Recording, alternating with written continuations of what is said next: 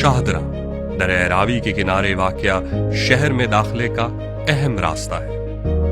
1526 ईस्वी में शाहदरा के मकाम पर कई शानदार बागात तामीर किए गए। ये बुनियादी तौर पर 2 कामों के लिए इस्तेमाल हुआ करता था। एक तो कश्मीर और काबुल से आने वाले काफिले या शेखुपुरा में शिकारी मुहिम पे जाने वाले अफराद यहाँ कयाम किया करते थे, और दूसरा ये लाहौर के बिल्कुल पास एक पुरसुकून तफरीही मकाम था।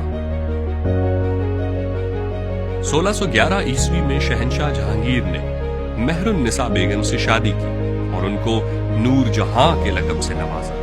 मलिका के बेमिसाल हुस्न, ज़हानत और सियासी शऊर से मुतासिर होकर बादशाह जहांगीर ने मलिका को शाहदरा का बाग तोहफे में दिया। 127 ईस्वी में बादशाह जहांगीर की वफात के बाद इस बाग का इस्तेमाल एक तफरीगाह से बदलकर शाही जनाजगाह के तौर पे होने लगा। 1799 ईस्वी में लाहौर पर महाराजा रंजीत सिंह के कब्जे के बाद इस इमारत को नाकाबिले तलाफी नुकसान पहुंचा।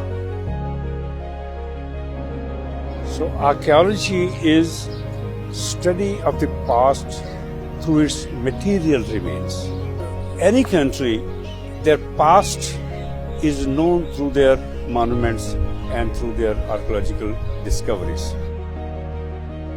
Conservation of standing monument is as important as discovering new monuments, discovering new archaeological sites.